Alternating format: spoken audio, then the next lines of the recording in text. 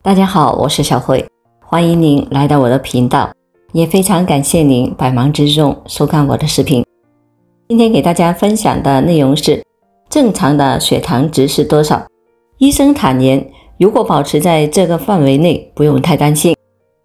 王大叔今年54岁了，他除了患有糖尿病以外，别的没有什么疾病。自从得了糖尿病以后，王大叔就积极地学习糖尿病的相关知识。为了弄清楚自己的血糖情况，王大叔就每2天测量一次血糖，每次测量的结果都不太一样，有时会高于正常数值，有时也会低于正常数值。虽然王大叔的儿子劝告自己的父亲没有必要2天测量一次血糖，但是王大叔一直都是听不进去。王大叔认为，只要每2天测了一次血糖，他心里才会踏实。不知不觉3个月过去了，王大叔实在忍受不了测量血糖的痛苦，以及血糖忽高忽低的压力，于是他就去医院就诊了。到了医院，王大叔赶紧问医生，到底血糖控制在多少合适呀？医生听了王大叔提出的问题后，就解释道，糖尿病患者的血糖控制在多少合适，对于每个人来说，可能都是有差异性的，需要结合个人的情况而定。王大叔听了医生的解释后，心里更是疑惑了。那对于糖尿病患者来说，血糖控制在多少合适呢？为了让大家对糖尿病有更多的认识和了解，今天医生就跟大家好好的聊一聊相关的知识。一、正常血糖值是多少？提到血糖，我们就得说2个词语，即空腹血糖和餐后血糖。其中餐后血糖主要是指餐后2个小时的血糖。对于正常人来说，空腹血糖在 3.9 至 6.1 毫摩每升，餐后2小时血糖小于 7.8 毫摩每升。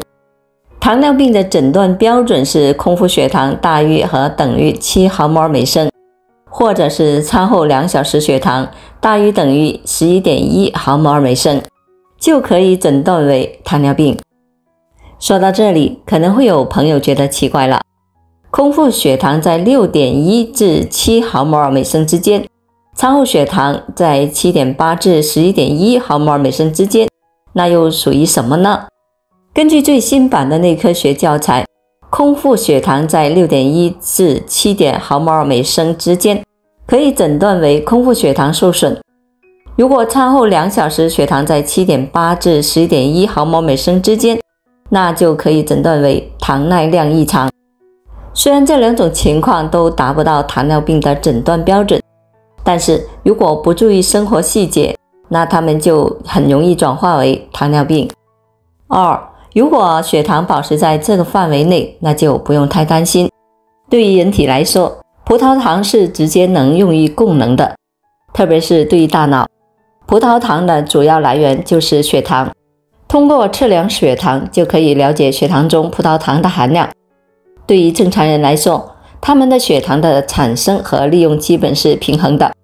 对于人体来说，获得血糖的主要来源就是从食物中获取和糖原分解。对于正常人来说，血糖在 3.9 至 6.1 毫摩每升就不必担心。对于糖尿病患者来说，空腹血糖控制在 4.4 至7毫摩每升，餐后2小时血糖控制在8至10毫摩每升就可以。其实我们的血糖并不是一成不变的，它是在一定的范围内波动的。我们平时在吃饭的时候，如果吃了升糖指数比较高的食物，那血糖就可能会高一些。如果平时活动量比较大，并且吃饭吃得少，那血糖就可能会比较低，甚至会出现低血糖的情况。3、对于糖尿病患者来说，应该如何的控制血糖？其实想要控制好血糖，那就需要采取综合性的措施。具体的总结为以下5点。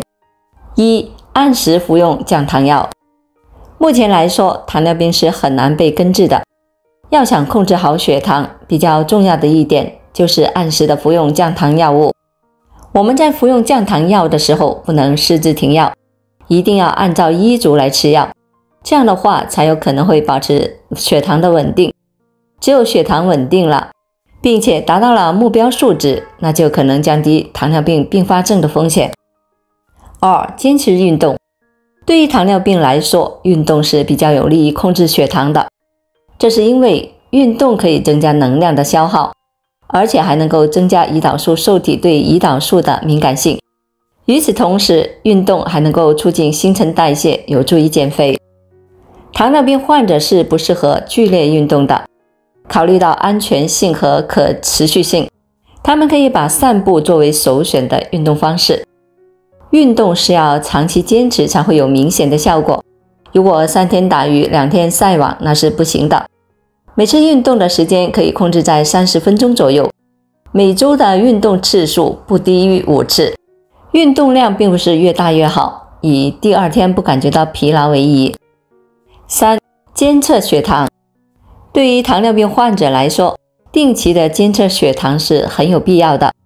这样做可以了解到血糖的变化，然后根据血糖的变化来进行调整用药。糖尿病患者可以在1个星期内测量3到4次的血糖，每次测量血糖的时候可以测量空腹血糖和餐后2小时的血糖。4. 控制体重。对于糖尿病患者来说，如果能够控制体重在正常的范围内，那就可以提高胰岛素受体对于胰岛素的敏感性。在人体内，胰岛素要和胰岛素受体结合，才能够发挥控制血糖的作用。大多数的糖尿病患者，他们体内的胰岛素受体对胰岛素的敏感性是下降的。在这个时候，如果能够提高胰岛素受体对胰岛素的敏感性，那就更有利于控制血糖了。一般来说，评估体重是否超标，主要用的就是体重指标。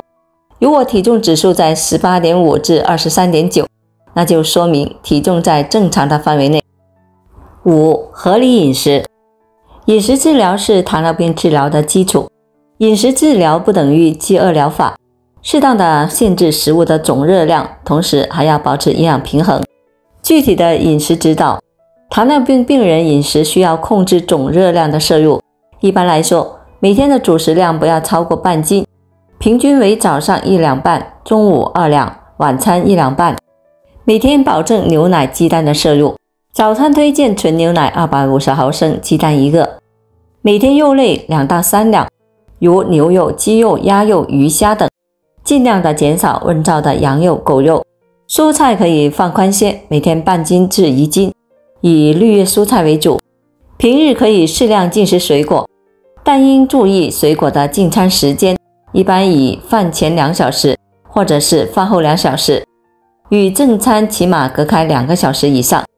同时注意水果量的控制，每天大约100至150克左右，尽量以低糖分的水果为主，如西红柿、黄瓜、人参果、雪莲果、柚子、草莓、猕猴桃等。6. 主动学习糖尿病相关知识。很多糖尿病患者认为血糖高一点没事，殊不知这种观点是错误的。之所以会产生这种观点，比较重要的一点就是缺少对糖尿病的客观认识。对于糖尿病患者来说，他们的血糖控制在合理范围内，才能够以最大程度的降低糖尿病的危害。如果糖尿病患者能够主动的学习糖尿病的相关知识，那就可以对糖尿病有更多的认识和了解，这样的话无疑就更有利于控制好血糖了。好了，朋友们，今天所分享的视频内容就到这里了，非常感谢您的支持和鼓励，我们下期见。